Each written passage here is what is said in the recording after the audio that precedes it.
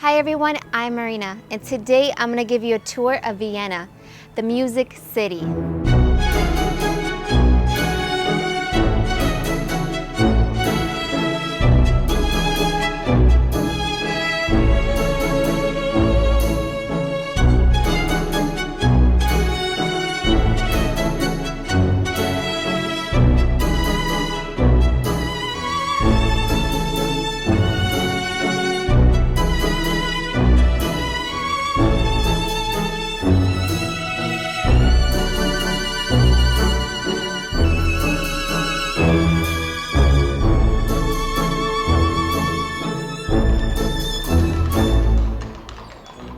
My husband and I, along with our 5 kids, are going on a 6,500-mile road trip across Europe. We are going to visit 30 of the most popular and most beautiful cities in Europe. Many of them are ranked among the most stunning destinations in the world. Over the course of this journey, we'll discover which city deserves to be called Europe's best city, which famous destination is the biggest disappointment, and which hidden gem travelers are overlooking. We'll share our honest opinions of every place we visit and rank them from 1 to 30 based on our personal experience. Today we are exploring city number 7 on our trip across Europe. For over 600 years, Vienna was the capital of one of Europe's greatest empires. The Habsburg monarchy and later the Austro-Hungarian Empire ruled much of Europe from Vienna. During those years, Vienna entered a long period of prosperity. Its wealth built massive palaces, world-famous museums, opera houses, universities, and churches. Today, much of that remains untouched. By the 18th century, Paris and Vienna had become 2 of Europe's most influential cities. If you were an ambitious composer in the late 1700s or early 1800s, Vienna was the best place in Europe to build a career. What Hollywood was for actors, Vienna became for composers. Vienna went on to become the greatest music city in history. Mozart, Beethoven, Franz Schubert, and others composed some of the greatest classical works ever written. Today, the heart of Vienna is St. Stephen's Cathedral. This giant Gothic cathedral has become the symbol of Vienna. The first thing many visitors notice is the roof. It has more than 230,000 glazed tiles arranged into colorful geometric patterns. The design includes a giant double-headed eagle, symbol of the Habsburg monarchy, and bright patterns that look like a giant mosaic.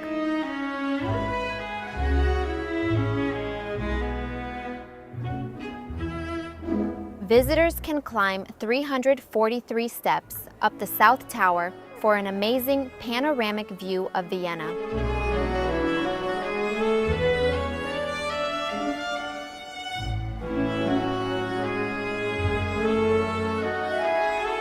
It has one of the most beautiful interiors of any church we have been to. Something else pretty cool is that Mozart was married here in 1782. Here is a quick highlight.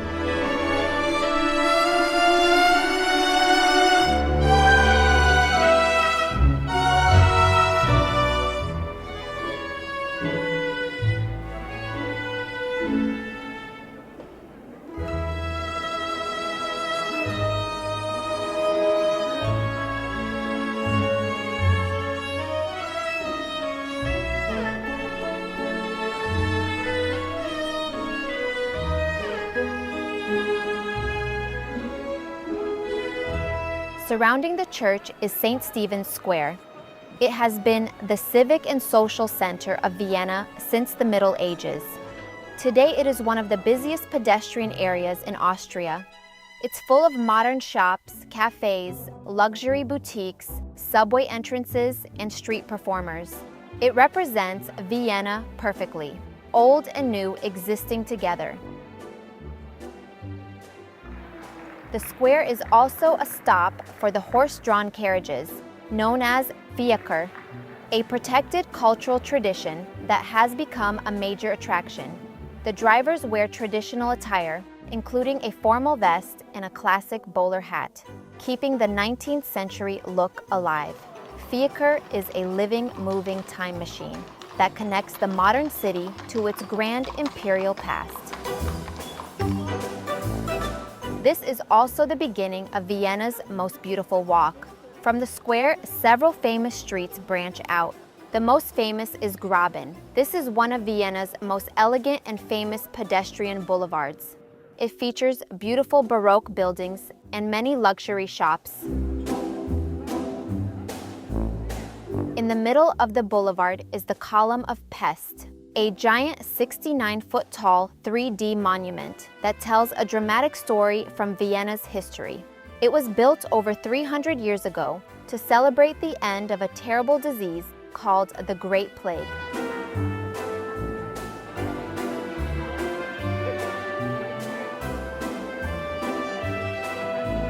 Just off the boulevard, we have St. Michael's Church. St. Michael's Church broke ground around the year 1200. It is one of Vienna's oldest architectural landmarks. The church is an architectural puzzle. It features a mix of Romanesque, Gothic, and Baroque styles, all decorating one building. It's absolutely stunning.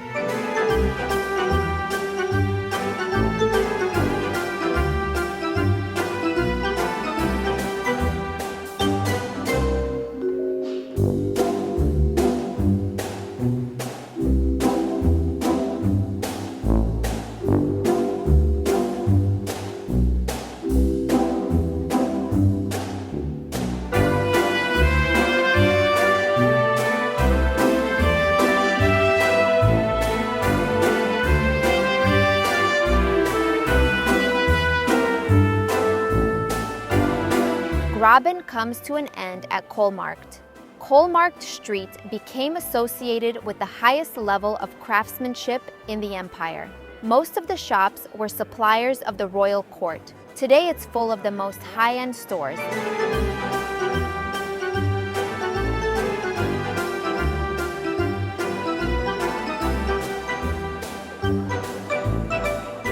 At the end of Kohlmarkt is Michaelerplatz, a small, elegant square.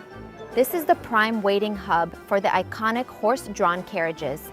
The area is full of clacking hooves and beautiful history.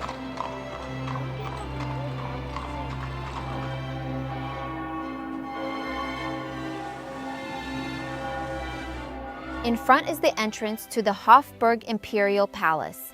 Hofburg means castle of the court. It is not one building, it is a city within a city. The Hofburg Palace is enormous. It contains about 18 wings with around 2,600 rooms. Today it's full of museums, government offices, ceremonial halls, chapels, libraries, and collections. It covers a huge area in the center of Vienna. The palace is so big, the Austrian president's office takes up just the Leopoldine wing of the palace.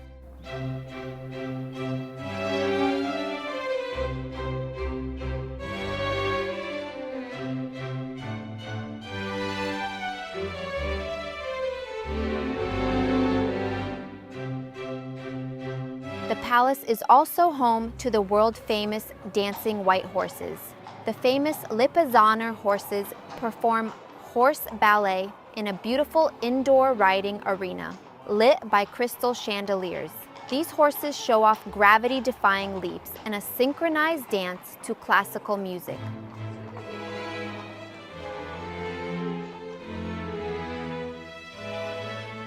In front of the palace, we have the Volksgarten, or People's Garden. This is one of Vienna's most important historic parks, a formal 19th century garden created beside the Hofburg Palace. The Rose Garden became one of Vienna's most beloved public spaces. It was the very first park in Vienna built specifically for regular citizens to enjoy, rather than just the royal family. On the other side of the park, we have Burgtheater. The Burgtheater is Europe's second oldest theater and one of the most important theaters in Europe. Mozart personally conducted the premiere of The Marriage of Figaro. It went on to become one of the most performed and celebrated operas in music history. On April 2, 1800, Beethoven held his very first grand public concert here, premiering his revolutionary First Symphony.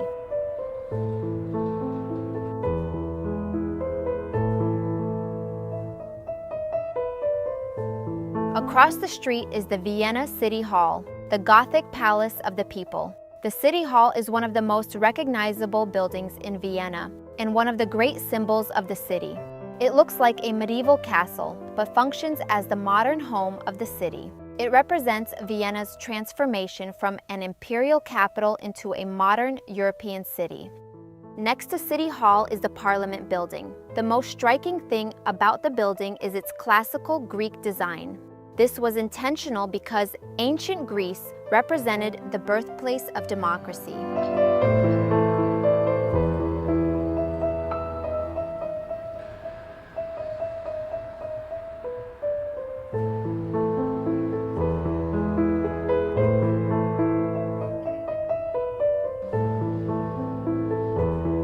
Just south of the Parliament building, we have Maria-Theresien-Platz. This is one of the grandest and most impressive squares in Vienna, a monumental tribute to Austria's most powerful female ruler. The centerpiece is a massive bronze statue. It shows a Maria Theresa seated on a throne, surrounded by important people from her reign. She was unusual because she was a woman ruling in a male-dominated Europe. One of the most striking things about the square are the two identical museums facing each other. They celebrate humanity's greatest treasures, one for fine arts and the other for natural history.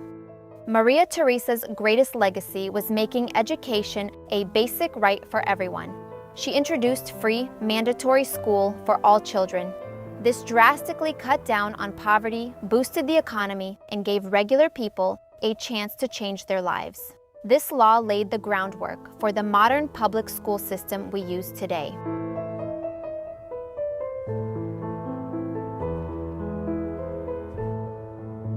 Down the road is the Vienna State Opera. It is Austria's most prestigious opera house and one of the leading opera institutions in the world. Vienna became one of the world's greatest musical cities, and the State Opera became its musical throne. Vienna was the birthplace of the modern waltz. One night a year, the entire auditorium becomes the host of the famous Vienna Opera Ball. 6 kilometers or 3.7 miles from the Hofburg Palace, we have the Schönbrunn Palace. The name means beautiful spring. This was the summer home of the Habsburg rulers for more than 300 years. It was their private retreat, the place where emperors raised their families and entertained guests.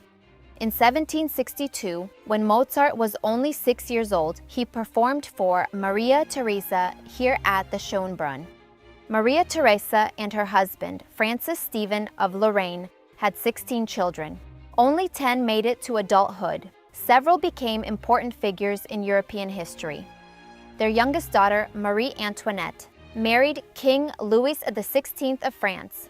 She was the last queen of France before the French Revolution.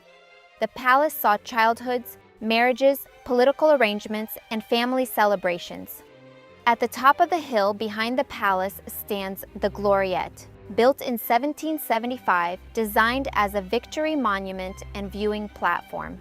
From here, visitors can look back across the gardens, the palace, and the city of Vienna.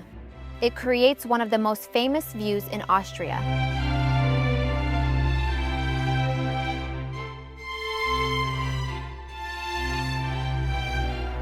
Schönbrunn is home to Tiergarten Schönbrunn. Founded in 1752, it is the world's oldest operating zoo. Many of the famous early animals arrived as political gifts from foreign rulers. For example, the ruler of Egypt gifted the zoo its very first giraffe. On the other side of the city, we have the Belvedere Palace. The palace was built by Prince Eugene of Savoy. Eugene was a military genius who laid the foundation for the Habsburg Golden Age. After a lifetime of military victories, Eugene had become very wealthy, a hero of the Habsburg Empire, and one of the most powerful men in Europe. The Belvedere was his way of saying, "I have risen from an outsider to one of the greatest figures in Europe." It was less a home and more of a monument to his achievements. It acted as his resume carved in stone. The name Belvedere means beautiful view. After Prince Eugene died, he had no children. Maria Theresa acquired the Belvedere. It was transformed into one of the world's first public museums.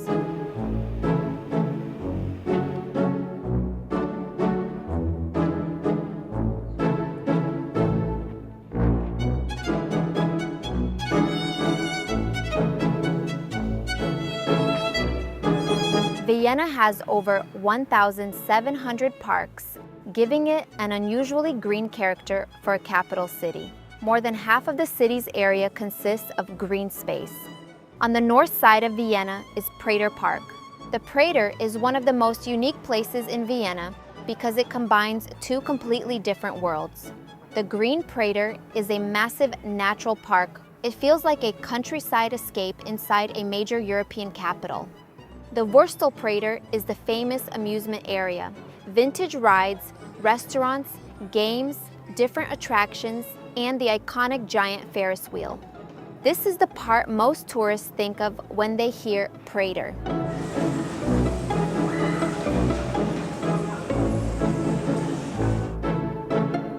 There are many unique neighborhoods that are completely different from the rest of Vienna. From artsy apartment buildings to giant skyscrapers made of shining black glass and steel. Vienna's most famous meal is the Wiener Schnitzel, thin veal or pork breaded until crisp, served with potatoes or potato salad.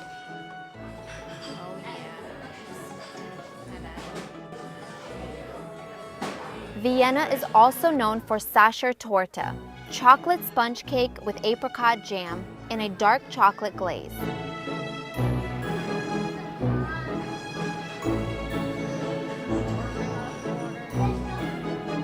Now that we have seen what makes Vienna so special, it's time to rank it.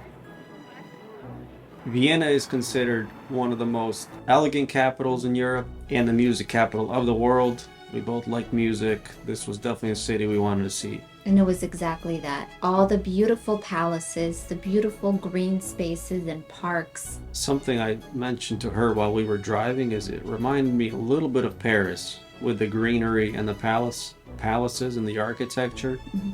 It's a very pretty city. And something very surprising we didn't expect was the amount of horses and horse-drawn carriages all throughout the city. I mean, there must have been hundreds of them. It was amazing. I loved it. So where does Vienna rank? We rank it right between Barcelona and Prague. When discussing if we would come back, the answer was probably not.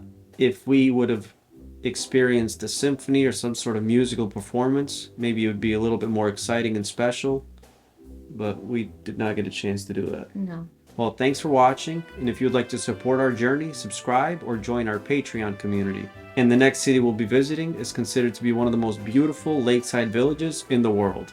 Until next time, as we journey across the real coast to coast.